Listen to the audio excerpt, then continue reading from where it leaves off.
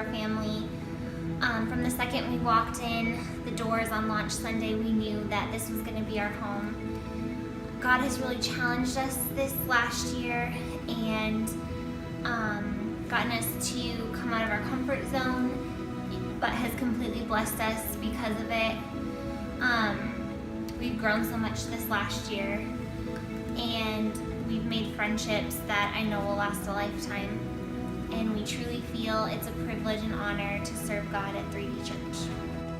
I can't believe it's only been a year because 3D Church has become my family.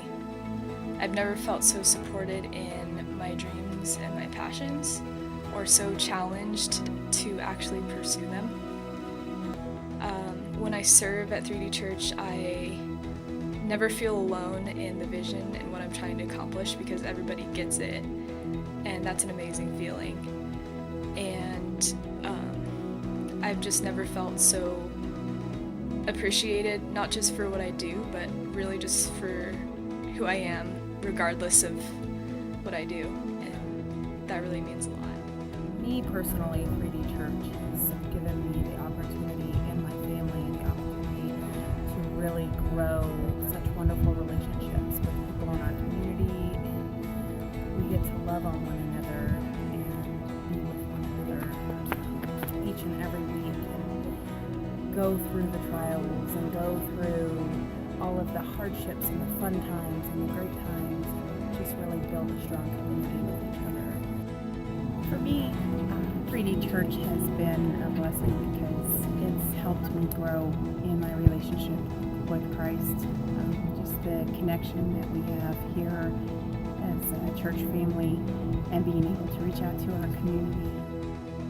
My favorite thing to do in 3D Church is go play games at the elementary class. We're grateful for all the relationships we've built over the last year at 3D Church. It's been an exciting year.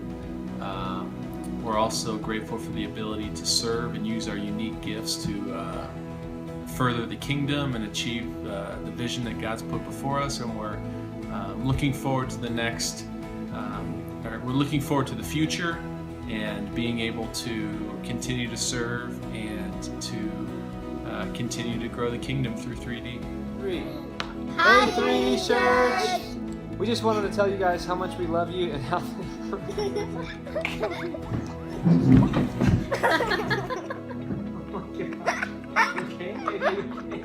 Hey, 3D Church!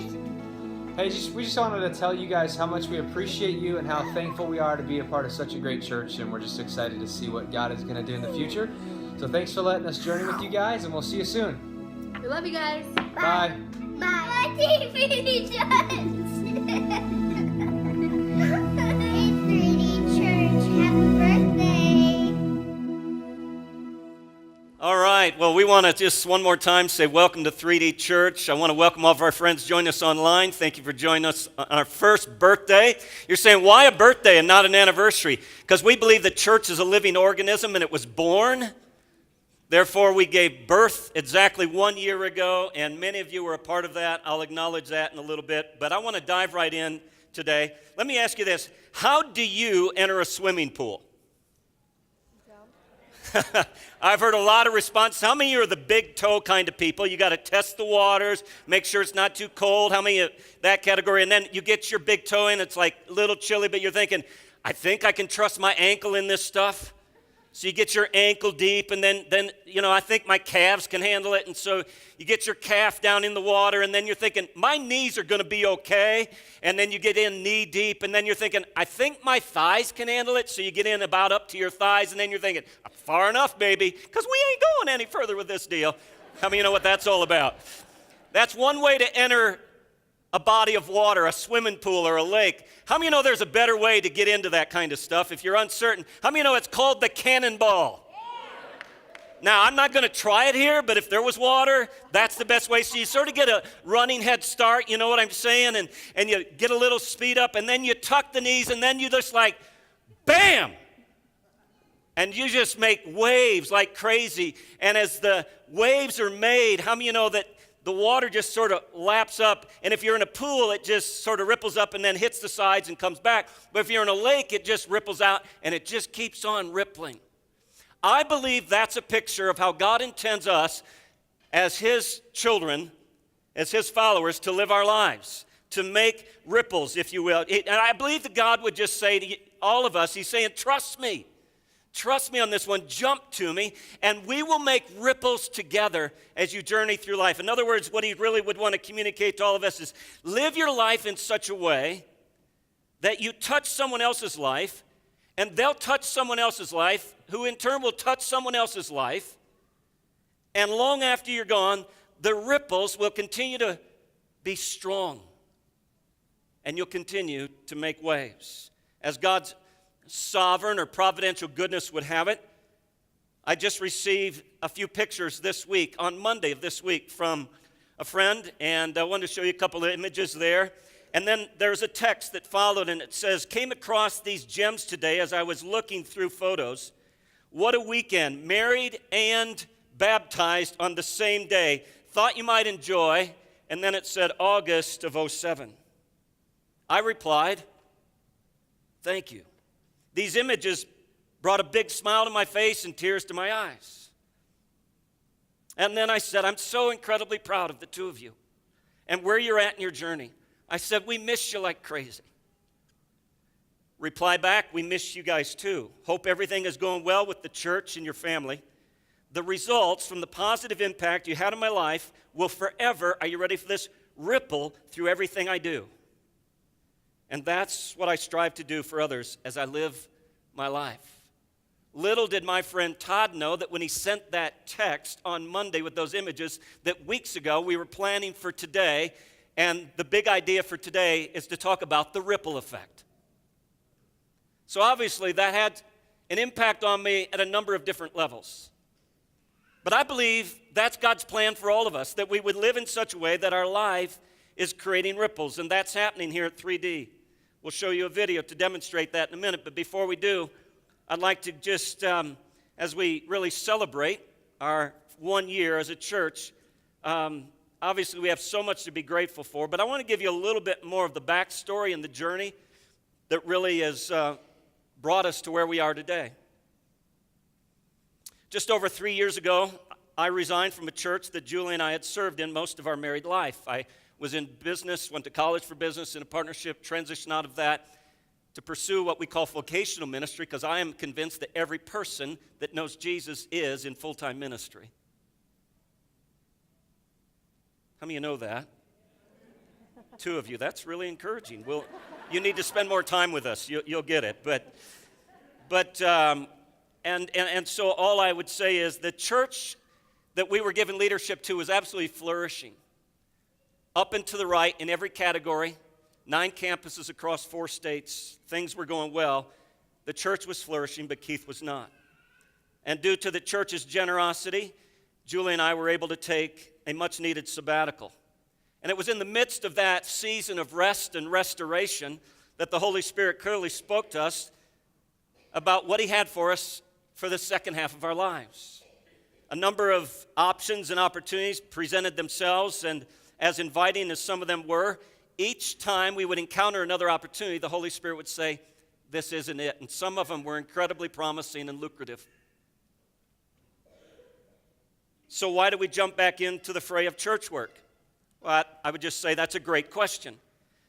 And I think there are 2 reasons for it. First, it's a huge part of what God has created and designed and made me to do. That's significant. Second, I am convinced, are you ready for this? I am absolutely convinced that the church really is the hope of the world when it's functioning as God has designed it to function. Now that's the key. The church by itself isn't the hope of the world, because many of you have been on the receiving end of some rather painful experiences in the church, and it's God's goodness that you're still engaging with the church today, and we celebrate that reality. But the reason I say the way God intended it to, you're saying, well, what does that mean? Just like it is with any of us as individuals or any entity or organization or company or corporation you might work for, that there is a purpose of why you as an individual, or why that organization exists. And if you as an individual or that organization, that company, that business doesn't define what that purpose is and live it out, how many of you know that's not going to be a good commentary? So you're saying, well, why 3D Church? Well, 3D is actually a play on words in a few directions. First, it reflects our partnership with one of our main strategic partners, a ministry out of South Africa called Doxa Deo. And wherever they have their imprint on the world, in other words, it's a campus they have. It would be Doxa Deo London, Doxa Deo Stuttgart, Doxa Deo Cape Town, obviously other parts of the world. And then as we began a journey with Alan and his wife Liana, they really felt like they've been waiting for years to put their print here in the U.S. and felt like we were the ones to give expression to that. And so we've been journeying together. So in a sense, it's Doxa Deo Denver. But I said Denver is the fourth most unchurched city in our entire nation. 90+% of the residents of Denver Metro claim no church affiliation. I said, they're going to look at you when you say Doxa Deo and say, wait. And if they're educated, they'll know that's two different languages. And so all of a sudden, it's going to raise more questions and answers. I said, how about 3D? And immediately there was buy-in. Second, we believe that there's an entirely another dimension to life that most people have never experienced. And so that's the idea of play on words 3D. There's a whole other dimension to life. John 10, verse 10, the Message paraphrase says, Jesus said this, I came so that they can have real and eternal life, more and better life than they ever dreamed of. Jesus came so you could have more and better life than what you ever dreamed of. So you're saying, well, Keith, I'm not sure that I'm living the dream. So how does that find expression in my life? Well, this is where the 3Ds come into play. In fact, as I was preparing for this weekend, I came across I got a picture for you, some early notes that were sort of captured in a meeting we had in our home. And as you can see, there's some scribbling there. And then there's some colorful work there that's called kids. How many of you love kids? Don't they add color to life? Yeah, let's give it up for all the kids that God's blessed us with. And so the 3Ds are this big idea that God has a dream for this world that he made.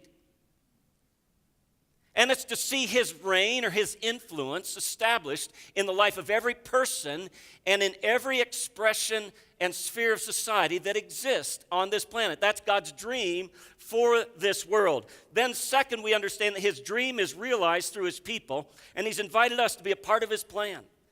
And I don't know about you, but I never lose a sense of wonder that God would invite us to be a part of what he's doing in the world. And he has a plan for each one of us, and that plan is absolutely incredible. In fact, there's a verse that I'd like to share with you right now from Ephesians chapter 2, verse 10.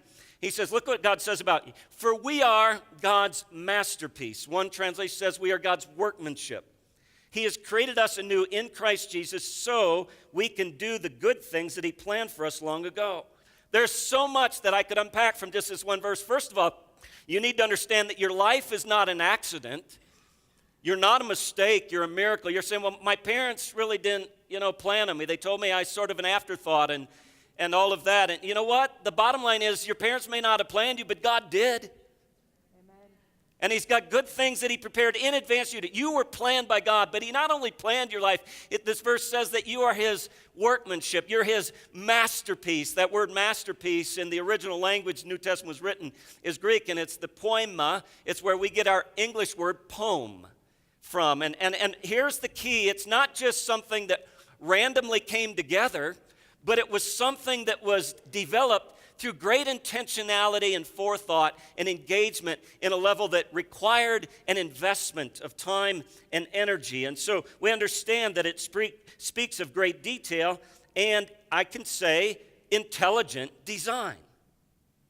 And just as a student who's labored over their final thesis, or an architect over a new design, or a carpenter over a completed project, or a composer over a new script or symphony that they write, or a parent over a newborn child. So the Bible says that God delights over us as a unique expression of himself. How many of you, whether as a student or as a contractor engineer, a developer, designer of something have engaged in that. And once it's done, you look at it and you say to yourself, there's a sense of satisfaction. You look at that completed work and you say, what a masterpiece. How about your own kids, those of you that have kids? You look at your child when they're born and these perfect little hands and feet and all the features are there, but they're miniature, and you look at them and you say, what a masterpiece. That one looks just like me. And it's obviously not a cone head, so you know what I'm saying. You ever seen those kids up at the hospital and everybody says, oh, he's so cute, he looks like Aunt Ethel, and I'm thinking, poor Aunt Ethel, she's ugly. It's true, I'm telling you. And so the word masterpiece is a big deal. In other words, he's not saying that you're a real piece of work. He's saying you're a real work of art. How many know there's a difference between the two? And so the point is that God has a dream for this world, but you have been uniquely and intentionally created with a specific, we call it here at 3D, a design. But you've also been created as an object of God's love or his delight. And so your life matters and all of that. And so not only matters, but I said earlier that God made you on purpose and for a purpose, and there's a specific plan that he has for your life. And those of you who were a part of our launch team or joined us when we launched exactly 1 year ago, and many of you did, you'll remember that our very first series was entitled Purpose. Because we're convinced to our core that God never makes a mistake. And one of the three top questions that people all over the world are asking, number one is who am I? Identity issues. And number two is purpose. Why am I here? And we thought if we can just help people answer those questions, it'll be transformational. Not just for them, but anybody attached to them. And so we launched this church. Speaking of our launch team, I'd like to take a moment to not only acknowledge those who joined us in the journey even before a year ago today, leading up to launch day, but you were with us maybe exactly a year ago or at some point within that first month. If you were here a year ago or joined us before we even launched, well, I want to invite you to stand right now. Please, all of you stand if you were with us in the last year or within that first month. And stay standing. I want to recognize you. I want to invite you to just look around. Would you just put your hands together and say thank you to those that are standing? Would you do that? The reason I would say that is this. You can go ahead and be seated, but I wanted to draw attention to you because, can I just say this? You are the reason that we are where we are today. We would not be where we are if it weren't for you. Because you had what we can call eyes of faith, the ability to see something before it becomes a reality, before anybody else sees it. And you had the courage to journey with us. And so I just can't tell you how incredibly grateful Julie and I are. But more importantly, I want you to know that I believe that God literally smiles on your faith and your service and your sacrifice. Because you paid the price. And when it's all said and done, how many of you know that we always remember those who were there in the beginning? And that's a big deal, friends. And so, again, thank you for being you. In summary, I would just want to say God himself has a dream for the world that he created, and his dream is realized through his people as they come to the place where they experience his delight over them, discover their unique design, and live out his purpose for their lives. You're saying, well, that sounded long, but can you keep it short? Yeah, we can. So we've just really narrow the scope and we say, why does 3D Church exist? We exist to connect people to Jesus and his purpose for their life in order to transform the world. It's all about knowing God, loving people, and changing the world in which we live. That's why we're here. Now, that's why we've been doing this last series for the last few weeks, Change Your World. What I want to say is you may not be able to change the world, but you can change your world, your sphere of influence. And that's really not only what the series is about, but the truth is that God made you to make a difference in this world. And so, as we think about the implications of God's intentionality, I just want to say that it's easier than what you may think. You're saying, really, Keith, how does that work? Remember we talked about how to best enter the water and to make ripples? Let me just show you that within less than a year, ripples are already being made. Hey, my name is Andrew Clough, and I want to tell you guys the story of when I met Anthony Rolfs. Through a unique chain of events, I had the opportunity to sit down with him about a month or so ago, and it was really unique. Had about an hour conversation with him, talking over multiple things, just different perceptions and different things about what God's doing in the world, and really came to a liking of who he was. Well, towards the end of that conversation, I had, very simply invited him to 3D Church, and he said that he should be able to make it that week, and it was awesome. My name is Anthony Rolfs. I came to Colorado a few months ago for work. Started to fall in love with the place and realized that my fiance and I were looking for a home, a church home. We met our friend Andy, who told us about 3D, and Andy's a guy that when you talk to him, you can tell he's got Jesus with him. So I said, all right, well, let's check it out. So my fiance Natasha and I came over, and we really liked it. We really liked what we found, and for me, it was Acts 29. I'd been looking for a church that was really doing God's work, that really was living by biblical principles. And I found that there. Although skeptically at first, obviously. We always are dipping our toe in the water before we jump in. But after I met Keith personally, I was really impressed, both by his theology and his commitment to people.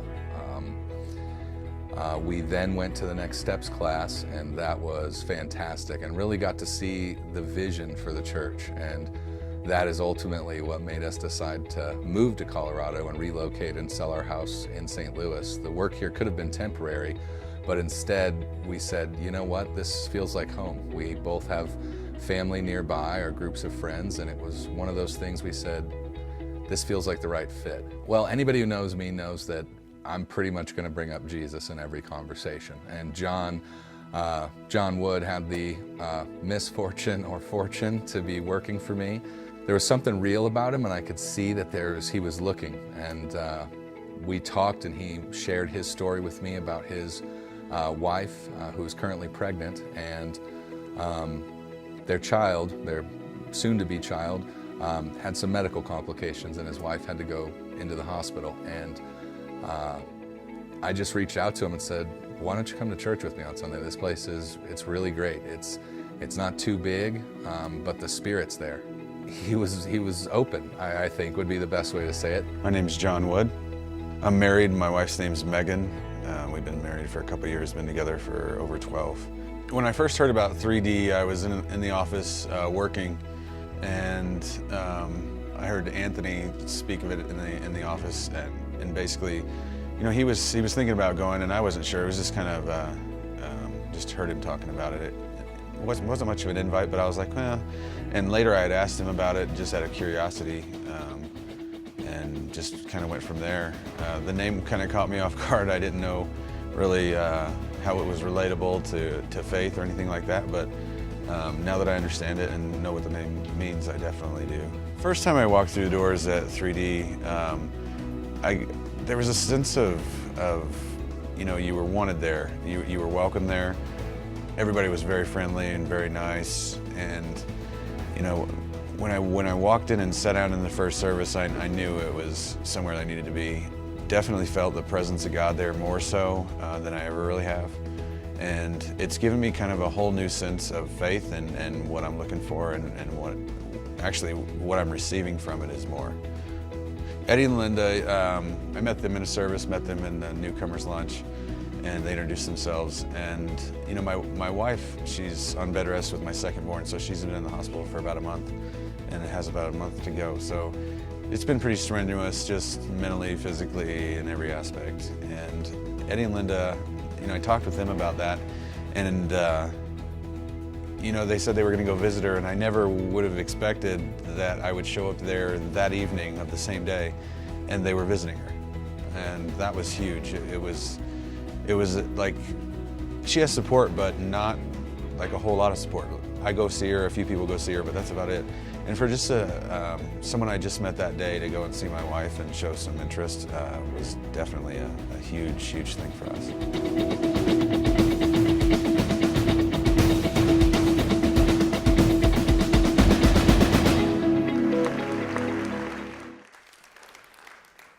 And that's the way it goes, friends. A life touches a life that touches a life that touches a life that touches a life, and sometimes it circles back. And so if you think about the impact that one life can have in making ripples throughout this world, imagine what can happen when the church comes together and works together and collectively, with each individual part doing their part, moves forward together in the same direction with a determination that they're going to know God, they're going to love people, and they're going to ultimately transform this world. And so if you think about not only the personal impact of that, but the collective impact, the outcome can be pretty phenomenal. Let me tell you a little bit more of the story of what you just heard on that video. So Andy touches Anthony. Shouldn't have said, they're guys. Andy invites Anthony. How many know guy hugs? Let's just get this straight. A guy hug is like what? Wrap, 3 taps, and you're out, because any more than that's too much. That's all I'm going to say about that. And so Andy invites Anthony. Anthony invites John. John shows up at church. Then he comes to our house for newcomers. He's sitting in the newcomers. And then you're saying, some of you that are part of what happens on here on a regular basis, and some of our guests, there's a different mix, but he mentioned Eddie and Linda. Well, let me talk about them for a minute. Eddie and his wife Linda moved to Colorado just shy of 16 years ago to take on the assignment of pastoring a handful of people at a nearby church. And under their leadership, that church experienced an expression of God's favor, and over a period of about 8-9 years, grew from a handful to nearly 300 plus people in 2008. As a result of a series of challenges that they've faced over the last few years, the church is in similar size to where it was when Eddie and Linda moved here in 1999. Fast forward to the spring of this year. Another pastor contacted me in the area and asked if I'd be open to talking with Eddie about working together in some way and exploring what that might look like. And we finally connected after a number of weeks. And then after a number of conversations, first of all between Eddie and myself, one-on-one, and then with his team, and then with our team, and bringing all of those teams together, it became very clear that it was a unanimous consensus that God was bringing us together for the benefit of everyone. Not just for the benefit of Eddie and Linda and the people that are part of a church family they've been serving, but for the benefit of 3D.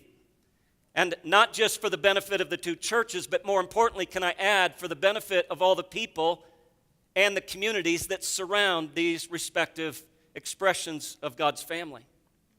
Why do I say that? Because many of you may know this to be true and have some of your own painful experiences, but if you interact with people, there are a couple of things that seem to come up quickly that keep people away from the church.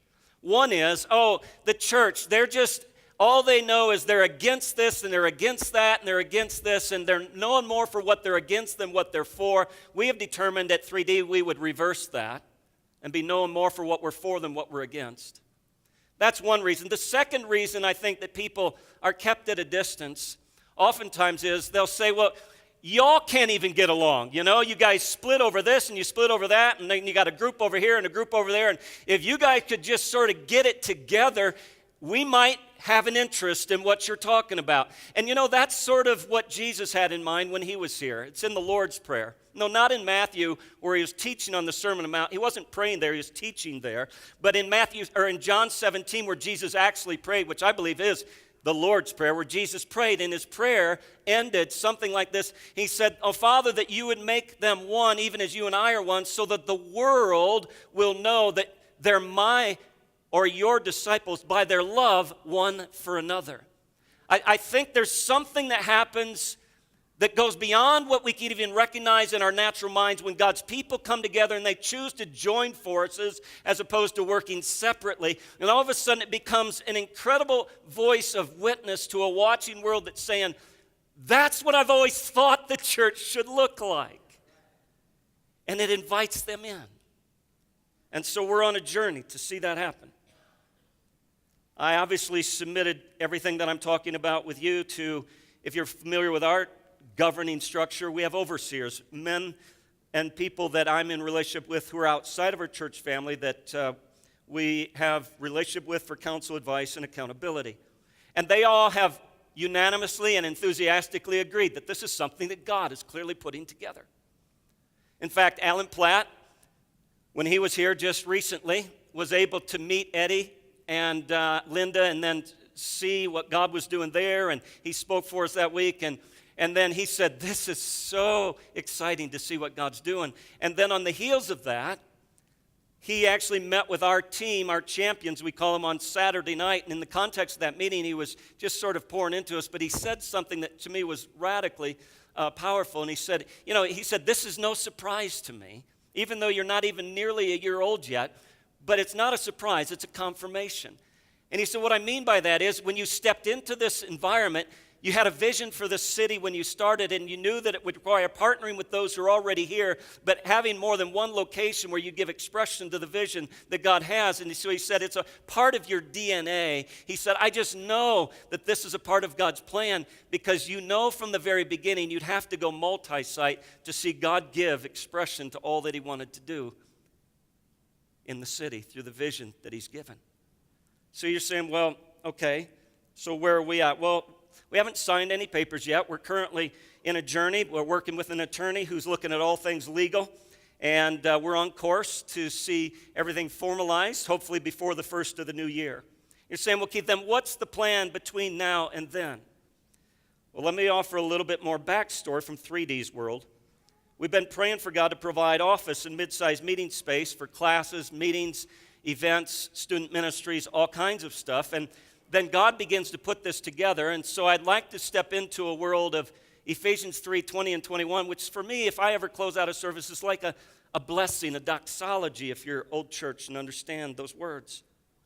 And he says here, Paul writing, and he ends his prayer with this benediction.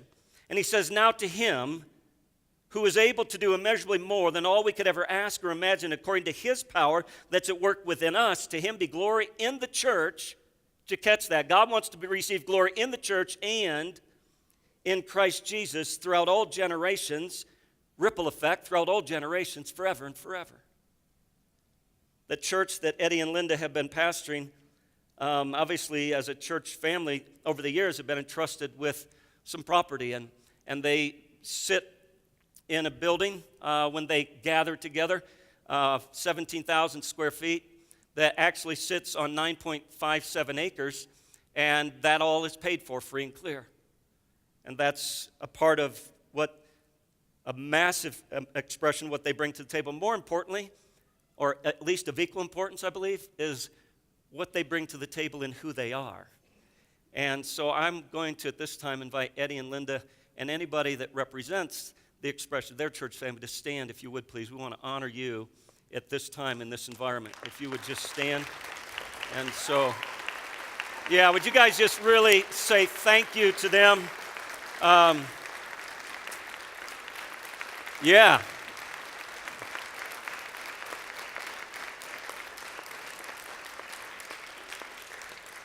Julie and I have had the privilege of interacting with most of these individuals over the last few months, and just over the time have grown to love them even more. You know how it is, you meet somebody and then you're thinking, man, I'd like to spend more time with them. So I just, I'm humbled by what God's doing, but incredibly indebted to this group of people for their generosity, if you could look at it, with their kingdom thinking. And so you're saying, well, Keith, where is this at? Well, we don't have the time to show you pictures. And I wouldn't anyway, because as soon as we wrap up here, you're going to be able to see it with your own eyes, because that's where we're actually going to share lunch together. All of you are invited to have lunch together. And that's where the bouncy house will be. Somebody came in with their kids, says, where's the bouncy house? I said, you'll get to see it later. So you got to go there to see it. But not only are we going to feed all of you lunch, and it's just our gift to you, but it's also an opportunity for you to see that location. You're saying, well, where is it? And we want to offer the address, and this is going to be text to you as well if you signed up for our text updates. But it's 12250 North Pine Drive in Parker, Colorado. It's just 15 minutes from here, maybe 12, depending on how fast you drive or which way you like to go and if you know the shortcuts. I've learned them over the last couple months. You got to find them, you know. But that's where we'll be meeting here in just a few minutes after we wrap up the service. So you're saying, well, Keith, then what's the plan moving forward? We're obviously going to continue to have services here at this location here at the high school. And in fact, I want to take it a step further. Our plan is to stay here as long as we can. We have a great working relationship with the school. This is an incredible venue. To be able to secure this, it opens the door for, I believe, incredible growth into the future, not just filling this space and all the classrooms with kids once on a Sunday, but 2-3 times every Sunday. How many of you can envision that together without ever having to put a spade in the ground? I just think it's good stewardship. I think God is so good that he had a school district build an environment like this for his people to gather at least a few times on a regular basis, on a weekly basis, and just see expression of what he wants to do. And so we want to meet here, and we will continue to meet here. You're saying, well then, Keith, what about services at the Parker location on Sunday mornings?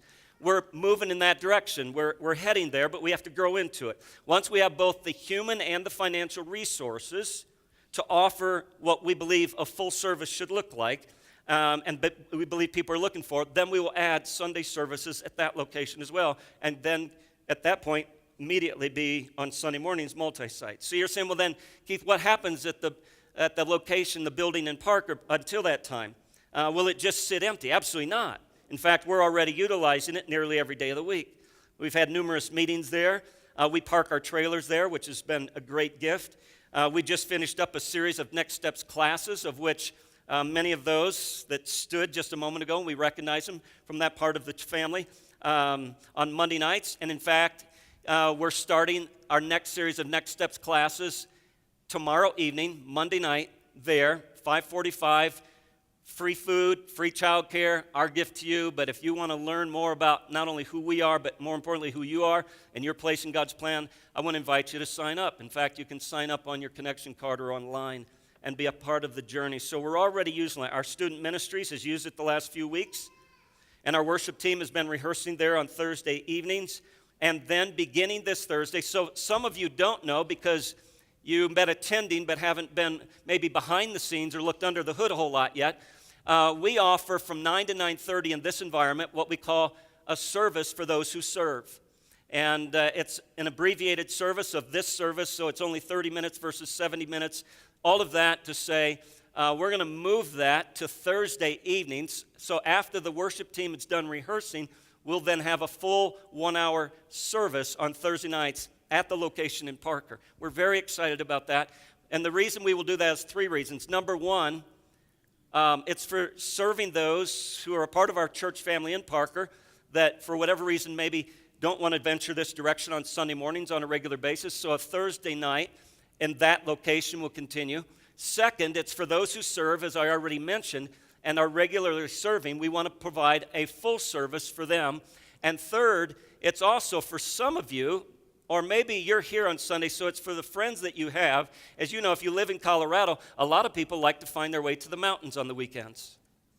And Thursday night gives you an opportunity to worship with your church family before the weekend, and you still have the opportunity to engage and experience that service. So that begins this Thursday, October 8th. Remember, we exist to connect people to Jesus and his purpose for their lives in order to transform the world.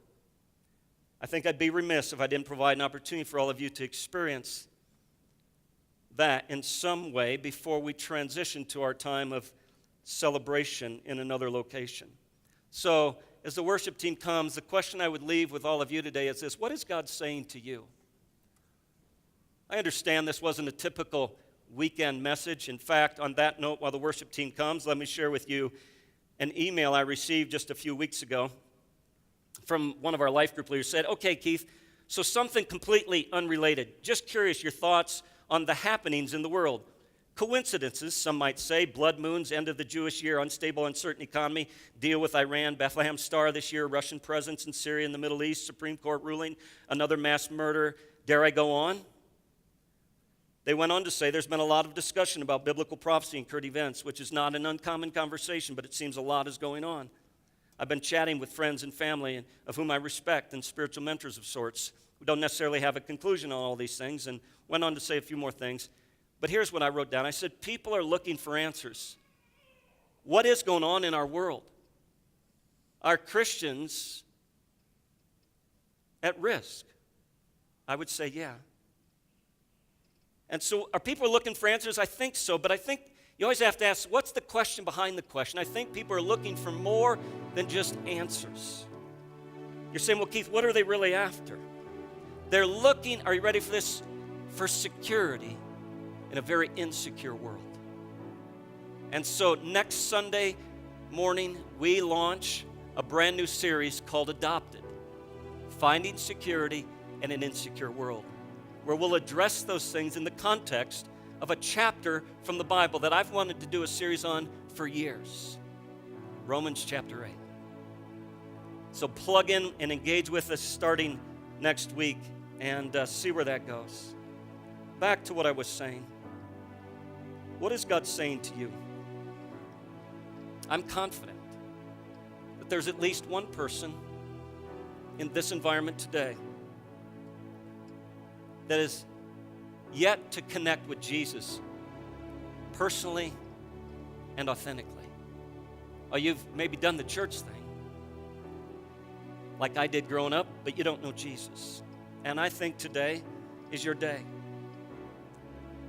I'm not talking about religion and trying harder. It's not about what you can achieve. It's about what Jesus did for you so that you could simply receive. And so I want to lead you in a prayer right now as we bring everything to a close in this environment before we move on. Father, I just thank you for your presence here. Lord, the whole reason we even open our doors, whether it's at this location in Parker or anywhere else in this great city or around the world, it's so that people can connect with you and your purpose for them in order to make ripples that'll change this world. Would you just all pray with me right now? Just say, God, thank you for bringing me here today. Thank you for loving me enough to give your very best. And Father, I'm tired of the rat race. And in fact, some of you are saying, I don't want to go another week to begin to find some security in this insecure world.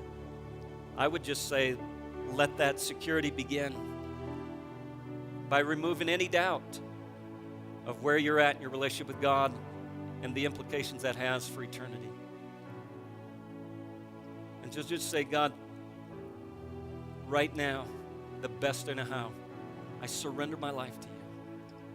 And I receive your life, your forgiveness, your grace,